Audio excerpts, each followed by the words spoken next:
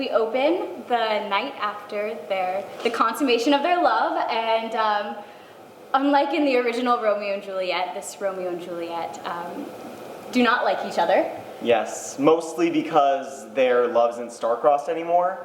The main character in the play has ruined it by saving Mercutio's life, so they can actually just be together, and it turns out that they didn't really want to be with each other after all. Won't thou be gone? Yes, dear. There's some fun going forward at the gondolier. The fellows and I are getting up a cockfight, followed by a bear baiting, then hie us to the public hanging in the piazza, there to take our noonday meal. I mean to find the lovely Greek boy Constantine or die. Goodbye, dear. Goodbye. And a big part of this play is that Romeo makes so many stupid mistakes. Like, at any moment, he could just save himself, and he doesn't. And so in this play, it really shows off that part of him that really has a desire not to save himself at all, in fact, to mess things up more. Yeah. Right, well, I think the funny thing is the plot lines are completely different, but the characters are really the same. I mean, in a lot of ways, they're the same. They're both young kids. They're both very, very rash, and so it's just shedding a different light on the characters. Yeah, but obsessed with love and death. Yeah. But in a lot of ways, it's still the Romeo and Juliet that Shakespeare created. Poseidon be thanked. Hector lives to fight another day. Be Lazarus from this day forth, our eternal. I must be gone. Goodbye, Juliet. Goodbye, dear.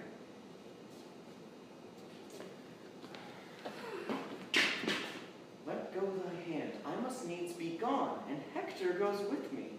Nay, stays with me. He goes. He stays. Goes. He stays. Goes. He stays! Hector! Oh, look how he bleeds. More men you killed. Oh, Hector! Oh, heavens! Bloody-fingered boy has slaughtered him. Thou panther-taloned girl hast rent his shell! I'll tell my father of this. So will I tell mine. Oh, wherefore did I wipe a sniveling girl? Wherefore married I a stripling boy?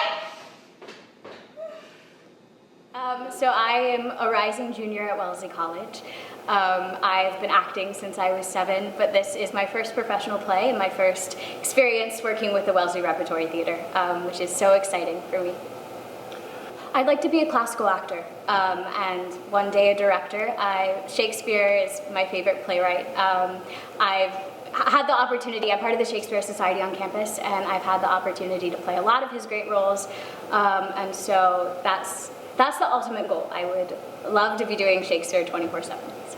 I am a graduate of Wellesley High School, where I did theater there, and then I went to UMass Amherst, where I was a theater major. I focused in acting and directing, and so last year, I graduated in 2015, so I moved to the Boston area, and I've been acting consistently there with groups like Theater on Fire, Boston's Unscripted Musical Project, Dirty Disney, among lots of others, Shakespeare Now, doing all kinds of stuff, whatever I can get my hands on.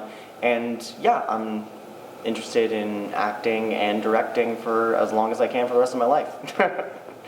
Because Romeo and Juliet is based off of another story. I mean, he based almost all of his plays off of other stories. So this version is just if you take that original story and change one thing, and then it makes it different. And I think that's the concept for this play, right? If a wise fool comes in and changes one thing in Romeo and Juliet, how much of it actually changes? So Mac and I are currently sitting in the Ruth Nichol Jones Theater where our production takes place.